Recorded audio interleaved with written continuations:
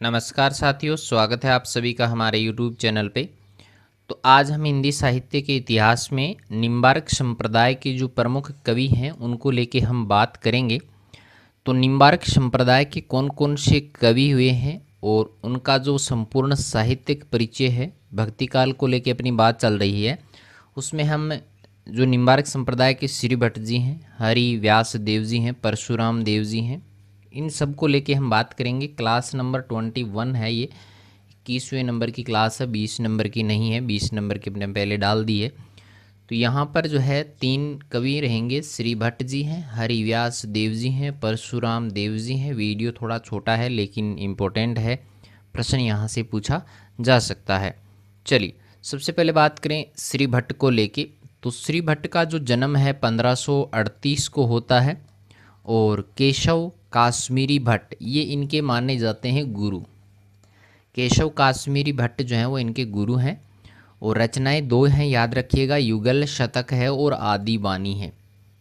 तो शुक्ल तो ये कहते हैं कि ये दोनों एक ही हैं लेकिन ये अलग अलग रचनाएं हैं, ठीक है। श्री भट्ट को निम्बार्क संप्रदाय में हितुशकी का जो अवतार है वो माना गया है।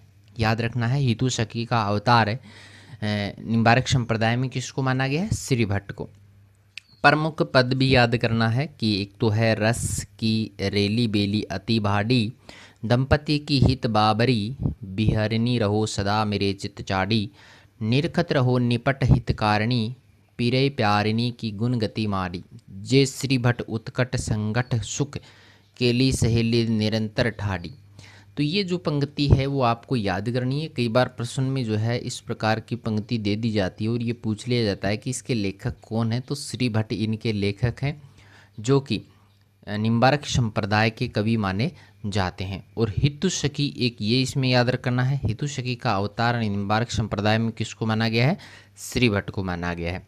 चलिए अगले अपनी जो कवि हैं वो है हरिव्यास देव, दूसरे नंबर के हैं।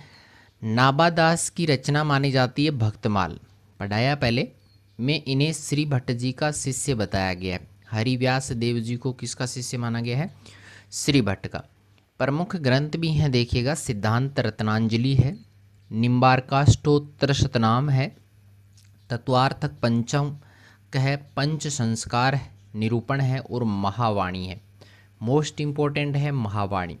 तो महावाणी की जो भाषा है वो ब्रज भाषा है और अन्य जो इनके 4 ग्रंथ हैं, अन्य इनके जो 4 ग्रंथ हैं उनकी भाषा जो है वो संस्कृत भाषा रहती है। और महावाणी निम्बार्क संप्रदाय की रसिक परंपरा का आधार ग्रंथ भी है और ये एक बड़ा ग्रंथ माना गया है। इसको क्या माना गया है?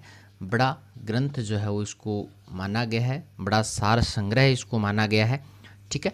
चलिए आगे बढ़ें। तो यहाँ पे अपने अगले जो कवि हैं वो हैं परशुराम देव जी।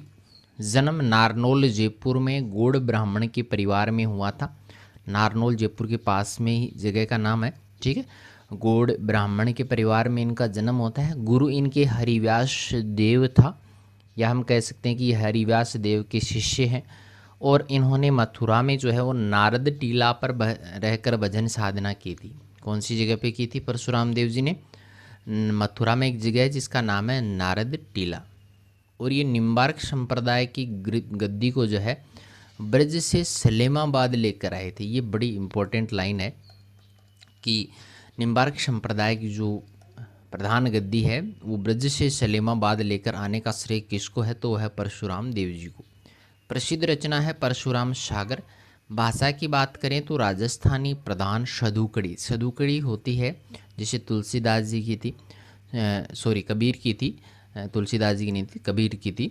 साधु संतों की जो भाषा है, साधु संतों की भाषा क्या कहलाती है? सदुकड़ी भाषा कहलाती है। तो अपने ये 3 कवि जो हैं वो इनका परिचय हमने कर लिया है। बड़ी ही इम्पोर्टेंट क्लास है, वैसे 3-4 मिनट की है लेकिन बड़े इम्पोर्टेंट हैं इसमें। तो मिलेंगे इसी प्रकार के नई वीडियोज़ के साथ में, तब तक के लिए थैंक यू।